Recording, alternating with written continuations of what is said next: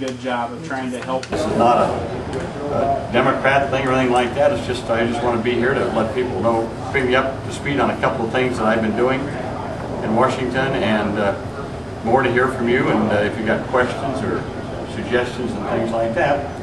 So I thought what I might do is just talk about a couple of things that I've been working on that you've probably read about. As you probably know, I'm the chairman of the Agriculture Committee in the Senate. I'm the only one in history who's been chairman of it 3 times. So I was chairman once in 2001 for 17 days, and I lost it.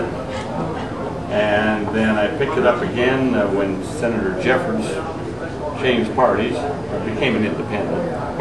Then I picked it up again for a year and a half, then I lost it again. And then I picked it up again in the last election, so I've been chairman 3 times. And I've been through 7 farm bills in my tenure there in the House and the Senate. 7 farm bills. I see Clayton Hodson here, Clayton's old boss, Berkeley Vidal, and I used to sit together on the House Agriculture Committee for 10 years and did farm bills then, back in the 70s and 80s.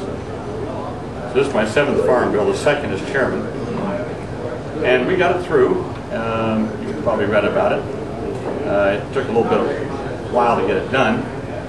But, you know, a lot of people come up to me and say, can't you people quit bickering and get things done in Washington? So I took that to heart, and so after the last election, I knew we had to get a farm bill done. So I decided to do things differently. One of the prerogatives of a chairman is you get to lay down the bill. When you come out with the bill, chairman, you put it down and then they can amend it. But it kind of gives you a leg up because you put the bill there.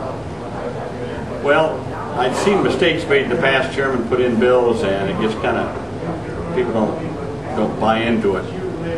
So I decided to try something different. So this time, I took the time to meet with every member of the Senate Ag Committee, Republicans and Democrats. So I met with each one, set up an appointment, went to see them in their offices, sat down with them for an hour, half hour, hour at a time, going through what they wanted in the Farm Bill. So I did that with every member of the committee. Now that takes a lot of time, but we got it done. And we went back and added it all up, what they wanted. It came out to about, roughly speaking, it came out to about $4 quadrillion more money than what we had. So then I had to go back around again. Say, okay, what are your 1 or 2 things you like? And we got that down. So long story short, by the time we brought the bill to the committee, we got it done in less than a day. Well, an afternoon and the next morning, we got it done without one dissenting vote in the committee. So we had both parties, we had all regions of the country represented, and we passed it. We brought it out on the Senate floor, had a few bumps in the road, all farm bills do, but we passed it with 79 votes in the Senate, more votes than any farm bill has ever gotten. So it just goes to show you, if you're willing to work together and reach across the aisle, and if you're willing to provide the leadership and the time, a lot of leadership is just time, to do that, you can get things done. Now, we did have a problem, and the President said he'd veto it. So we had a little bit of a problem working out the conference on the Farm Bill, but we got it done. The President vetoed it. And you probably read that one of the clerks left out a title of the bill, so we had to do the whole thing over again. So the President vetoed it. We overrode his veto.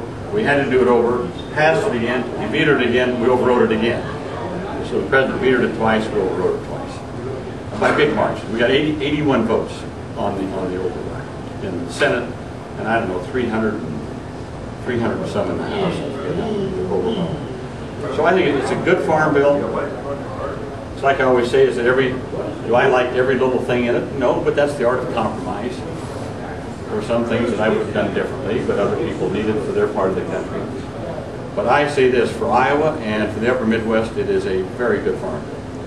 We provide a lot of options in there for farmers for new programs for them, and I can get into that if you have questions about it. Expanded coverage in terms of crop insurance. We put a lot of in there for getting more cellulose energy made in this country.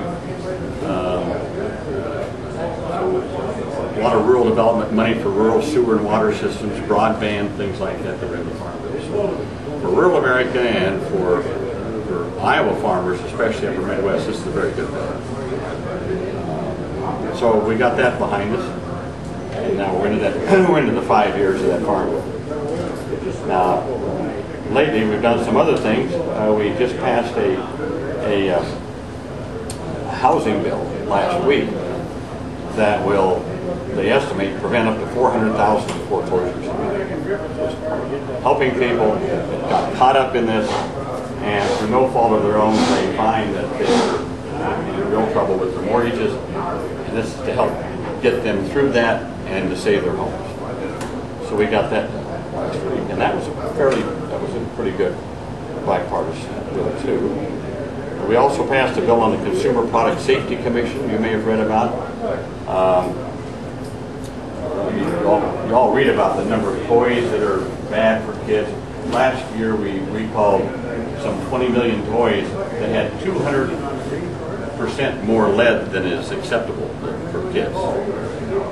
So we gave the Consumer Product Safety Commission a little bit more authority to intervene up front rather than wait till all that stuff gets out and you call it back.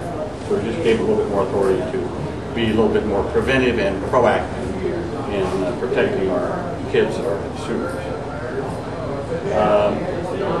One other bill that I'm working on right now that I'm spending a lot of time on is the Americans with Disabilities Act. Some of you may know that in 1990 we passed the Americans with Disabilities Act. 1990, President Bush, first President Bush, signed it into law on July the 26th, 1990, and that was my bill. It's got my name on it. And 18 years later, you can see the results all over America. Curb cuts, widened doorways, ramps, people being able to take their seeing-eye dogs on airplanes, transportation being accessible, buses being accessible, workplaces, employers making accommodations for people with disabilities. So we've come a long way in making sure that all people with disabilities are able to be fully integrated into all aspects of our society. Well, in the last few years, the Supreme Court has made some decisions that have eroded some of the protections of the ADA, as we call it. For example, because of a few decisions, a person today with muscular dystrophy is not disabled. A person with mental retardation is not disabled. A person with diabetes is not disabled. Amputees who have lost arms and legs are not any longer disabled. Well, this flies in the face of what we did in the ADA. And so about a year ago, the disability groups came to me and said, we have to restore the ADA to what we initially planned it to be, overcome these Supreme Court decisions.